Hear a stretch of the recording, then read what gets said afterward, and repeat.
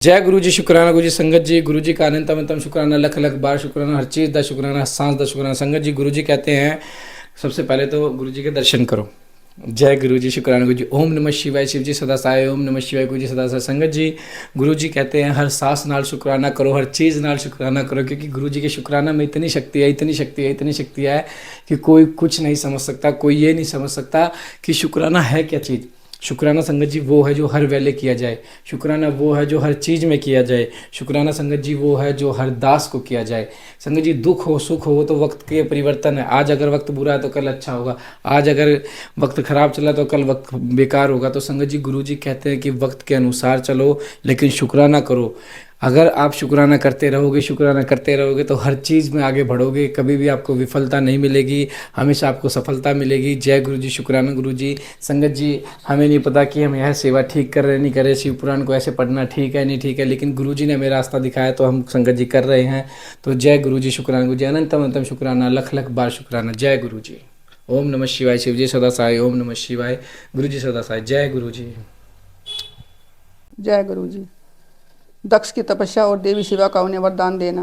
नारद जी ने पूछा, पूज्य पिताजी, दृढ़तापूर्वक उत्तम व्रत का पालन करने वाले दक्ष ने तपस्या करके देवी से कौन सा वर प्राप्त किया तथा वे देवी किस प्रकार दक्ष की कन्या हुई।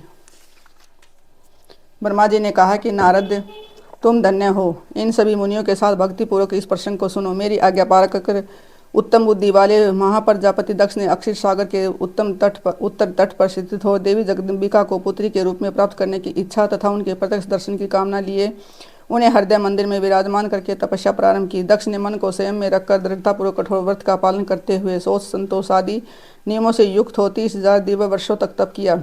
वे कभी जल पीकर रहते, कभी हवा पीते और कभी सर्वथा उपवास करते थे। भोजन के नाम पर कभी सूखे पत्ते चबा लेते थे। मुनि श्रेष्ठ नारद तदंतर यम नियम आदि से युक्त हो जगदम्बा की पूजा में लगे हुए दक्ष को देवी शिवा ने प्रत्यक्ष दर्शन दिया। जगन्मयी जगदम्बा का प्रत्यक्ष दर्शन पाकर प्रजापति दक्ष ने अपने आप को कृत्य माना। वे कालिका देवी सिंह पर आरूढ़ थी। उनकी अंग कांति श्याम थी, मुख बड़ा ही मनोहर था। वे 4 भुजाओं से युक्त थी और हाथों में वरद, अभय, नील कमल और खड़ग धारण किए हुए थी। उनकी मूर्ति बड़ी मनोहारिणी थी।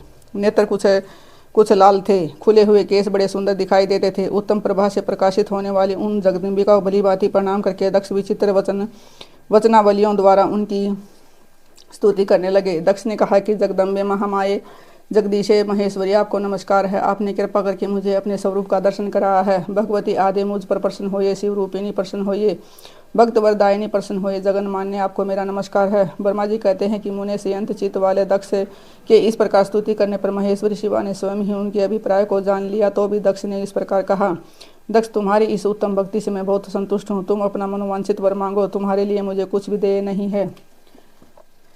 जगदम्बा की यह बात सुनकर प्रजापति दक्ष बहुत प्रसन्न हुए और उन शिवा को बारंबार प्रणाम करते हुए बोले। दक्ष ने कहा कि जगदम्बे महामाया, यदि आप मुझे वर देने के लिए उद्यत हैं तो मेरी बात सुनिए और प्रसन्नतापूर्वक मेरी इच्छा पूर्ण कीजिए। मेरे स्वामी जो भगवान शिव हैं, वे रुद्र नाम धारण करके ब्रह्मा जी के पुत्र रूप से अवतीर्ण हुए हैं। वे परमात्मा शिव के पूर्ण अवतार हैं, परंतु आपका कोई अवतार नहीं हुआ। फिर उनकी पत्नी कौन होगी? अतः शिव, आप भूतल पर अवतीर्ण होकर उन महेश्वर को अपने रूप लावण्य से मोहित कीजिए। देवी, आपके सिवा दूसरी कोई स्त्री रुद्रदेव को कभी मोहित नहीं कर सकती, इसलिए आप मेरी पुत्री होकर इस समय महादेव जी की पत्नी होइए। इस प्रकार सुंदर लीला करके आप हर मोहिनी भगवान शिव को मोहित करने वाली बनिए। देवी, यही मेरे लिए वर है। यह केवल मेरे ही स्वार्थ की बात है, ऐसा नहीं सोचना चाहिए। इसमें मेरे ही साथ है, संपूर्ण जगत का भी हित है। ब्रह्मा, विष्णु और शिव में से ब्रह्मा जी की प्रेरणा से मैं यहाँ आया हूँ। प्रजापति दक्ष का यह वचन सुनकर जगदम्बिका का शिवा हंस पड़ी और मन ही मन भगवान शिव का स्मरण करके यो बोली। देवी ने कहा कि तात प्रजापति दक्ष, मेरी उत्तम बात सुनो। मैंने सत्य कहती हूँ, तुम्हारी भक्ति से अत्यंत प्रसन्न हो तुम्हें संपूर्ण मनोवांछित वस्तु देने के लिए उद्यत हूँ। दक्ष, यद्यपि मैं महेश्वरी हूँ तथापि तुम्हारी भक्ति के अधीन हो तुम्हारी पत्नी के गर्भ से तुम्हारी पुत्री के रूप में अवतीर्ण होंगी, इसमें संशय नहीं है। अनन्य मैं अत्यंत दूसरे तपस्या करके ऐसा प्रयत्न करूंगी जिसे महादेव जी का वर पाकर उनकी पत्नी हो जाऊं। इसके सिवा और किसी उपाय से कार्य सिद्ध नहीं हो सकता, क्योंकि भगवान सदाशिव सर्वथा निर्विकार हैं। ब्रह्मा और विष्णु के भी सेवे हैं तथा नित्य परिपूर्ण रूप ही है। मैं सदा उनकी दासी और प्रिया हूँ।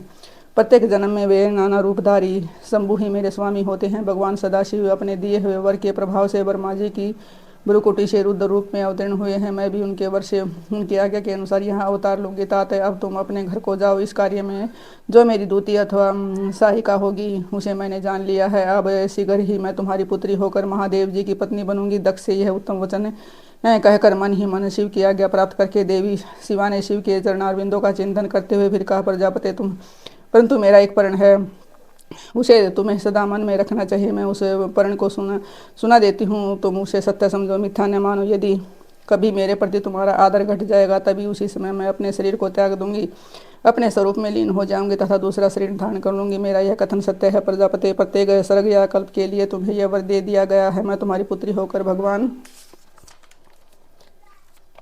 शिव की पत्नी होंगी। मुख्य प्रजापति दक्ष से ऐसा कहकर महेश्वरी शिवा उनके देखते देखते वहीं अंतर्ध्यान हो गए। दुर्गा जी के अंतर्ध्यान होने पर दक्ष अपने आश्रम को लौट गए और वह सोचकर प्रसन्न रहने लगे कि देवी शिवा मेरी पुत्री होने वाली है। ब्रह्मा जी की आज्ञा से दक्ष द्वारा मैथुन सृष्टि का आरंभ अपने पुत्र हर्यश्व और सबालाश्व को निवृत्ति मार्ग में भेजने के कारण दक्ष का नारद को शाप देना। ब्रह्मा जी कहते हैं कि नारद प्रजापति दक्ष अपने आश्रम पर जाकर मेरी आज्ञा पा हर्ष भरे मन से नाना प्रकार की मानसिक सृष्टि करने लगे। उस प्रजा सृष्टि को बढ़ती हुई ने देख प्रजापति दक्ष ने अपने पिता मुझे ब्रह्मा से कहा कि दक्ष बोले, ब्रह्मन तात प्रजानाथ प्रजा बढ़ नहीं रही, पर वो मैंने जितने जीवों की सृष्टि की थी वे सब उतने ही रह गए हैं। प्रजानाथ मैं क्या करूं? जिस उपाय से ये जीव अपने आप बढ़ने लगे हैं वह मुझे बताइए, तदनुसार मैं प्रजा की सृष्टि करूंगा, इसमें संशय नहीं है। ब्रह्मा जी ने कहा कि तात प्रजापति दक्ष मेरी उत्तम बात सुनो और उसके अनुसार कार्य करो। सुरश्रेष्ठ भगवान शिव तुम्हारा कल्याण करेंगे। प्रजेश प्रजापति पंचजन की जो परम सुंदरी पुत्री अकिशिनी है उसे तुम पत्नी रूप में ग्रहण करो। स्त्री के साथ मैथुन धर्म का आश्रय ले तुम पुनः उस प्रजाश्रय को बढ़ाओ। अक्षिणी जैसी कामिनी के गर्भ से तुम बहुत ही सी संतानें उत्पन्न कर सकोगे। तंत्र मैथुन धर्म से प्रजा की उत्पत्ति करने के उद्देश्य से प्रजापति दक्ष ने मेरी आज्ञा के अनुसार वीरण प्रजापति की पुत्री के साथ विवाह किया। अपनी पत्नी वीरिणी के गर्भ से प्रजापति दक्ष ने 10,000 पुत्र उत्पन्न किए जो हरिशव कहलाए। उन्हें अब सबके सब पुत्र समान धर्म का आचरण करने वाले हुए। पिता की भक्ति में तत्पर रहकर वे सदा वैदिक मार्ग पर ही चलते थे। एक समय पिता ने उन्हें प्रजा की सृष्टि करने का आदेश दिया। तात तब वे सभी दाक्षायण नामधारी पुत्र सृष्टि के उद्देश्य से तपस्या करने के लिए पश्चिम दिशा की ओर गए। वहाँ नारायण सर नामक परम पावन तीर्थ हैं जहाँ दिव्य सिंधु नद और समुद्र का संगम हुआ है। उस तीर्थ जल का ही निकट से स्पर्श करते उसका अंतःकरण शुद्ध एवं ज्ञान से संपन्न हो गया। उनकी आंतरिक मल राशि धुल गई और वे परमहंस धर्म में स्थित हो गए। दक्ष के वे सभी पुत्र पिता के आदेश में बंधे हुए थे, अतः मन को स्थिर करके प्रजा की वृद्धि के लिए वहां तप करने लगे। वे सभी सत्पुरुषों में श्रेष्ठ थे। नारद जब उन्हें पता चला कि हरियश्वगण सृष्टि के लिए तपस्या कर रहे हैं तब भगवान लक्ष्मीपति के हार्दिक अभिप्राय को जानकर तुम स्वयं उनके पास गए और आदरपूर्वक यो बोले, दक्ष पुत्र ऋष्यगण तुम लोग पृथ्वी का अंत देखे बिना सृष्टि रचना करने के लिए कैसे उद्यत हो गए। ब्रह्मा जी कहते हैं कि नारद हरिश्व आलस से दूर रहने वाले थे और जन्मकाल से ही बड़े बुद्धिमान थे। वे सब के सब तुम्हारा उपयुक्त कथन सुनकर स्वयं उस पर विचार करने लगे। उन्होंने ये विचार किया कि जो उत्तम शास्त्र रूपी पिता के निवृत्ति पर का आदेश को नहीं समझता वह केवल रज आदि गुणों पर विश्वास करने वाला पुरुष सृष्टि निर्माण का कार्य कैसे आरंभ कर सकता है। ऐसा निश्चय करके वे उत्तम बुद्धि और एक चित्त वाले दक्ष कुमार नारद को प्रणाम और उनकी परिक्रमा करके ऐसे पथ पर चले गए जहाँ आकर कोई वापस नहीं लौटता। नारद तुम भगवान शंकर के मन हो और मुने तुम समस्त लोकों में अकेले विचरा करते हो।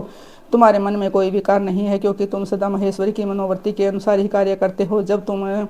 जब बहुत समय बीत गया तब मेरे पुत्र प्रजापति दक्ष को यह पता लगा कि मेरे सभी पुत्र नारद से शिक्षा पाकर नष्ट हो गए और मेरे हाथ से निकल गए। इससे उन्हें बड़ा दुख हुआ। वे बार बार कहने लगे कि उत्तम संतानों का पिता होना शोक का ही स्थान है क्योंकि श्रेष्ठ पुत्रों के बिछुड़ जाने से पिता को बड़ा कष्ट होता है और शिव की माया से मोहित होने से दक्ष को पुत्र वियोग के कारण बहुत शोक होने लगा। तब मैंने आकर अपने बेटे दक्ष को बड़े प्रेम से समझाया और सांत्वना दी। देव का विधान प्रबल होता है इत्यादि बातें बताकर उनके मन को शांत किया। मेरे सांत्वना देने पर दक्ष पुनः पंचजन कन्या अक्षिणी के गर्भ से सबलाशव नाम के एक सहस्त्र पुत्र उत्पन्न हुए। पिता का आदेश पाकर वे पुत्र भी प्रजा सृष्टि के लिए दृढ़तापूर्वक प्रतिज्ञा पालन का नियम ले उसी स्थान पर गए जहाँ उनके सिद्धि को प्राप्त हुए बड़े भाई गए थे। नारायण सरोवर के जल का स्पर्श होने मात्र से उनके सारे पाप नष्ट हो गए। अंतकरण में शुद्धता आ गई और वे उत्तम व्रत के पालक सबलाशव ब्रह्म का जप करते हुए वहाँ बड़ी बड़ी तपस्या करने लगे। उन्हें प्रजा सृष्टि के लिए उदत जान तुम पुनः पहले की ही बातें ईश्वरीय गति का स्मरण करते हुए उनके पास गए और वही बातें कहने लगे, जो उनके भाइयों से पहले ये कह चुके हैं, मैं मुने तुम्हारा दर्शन अब अमोघ है, इसलिए तुमने उनको भी भाइयों का ही मार्ग दिखाया, अतः वे भाइयों के ही पथ पर ऊर्ध्वगति को प्राप्त हुए। उसी समय प्रजापति दक्ष को बहुत से उत्पात दिखाई दिए। इससे मेरे पुत्र दक्ष को बड़ा विस्मय हुआ और वे मन ही मन दुखी हुए। फिर उन्होंने पूर्ववत तुम्हारी ही करतूत से अपने पुत्रों का नाश हुआ सुना। इससे उन्हें बड़ा आश्चर्य हुआ। वे उत्तर शोक से मूर्छित हो अत्यंत कष्ट का अनुभव करने लगे। फिर दक्ष ने तुम पर बड़ा क्रोध किया और कहा, यह नारद बड़ा दुष्ट है। देव बस उसी समय तुम दक्ष पर अनुग्रह करने के लिए वहां आ पहुंचे। तुम्हें देखते ही शोकावेश से युक्त हुए दक्ष के ओठ रोष से फड़कने लगे। तुम्हें सामने पाकर वे धिक्कारने और निंदा करने लगे। दक्ष ने कहा कि ओ नीच, तुमने यह क्या किया? तुमने झूठ मूठ साधुओं का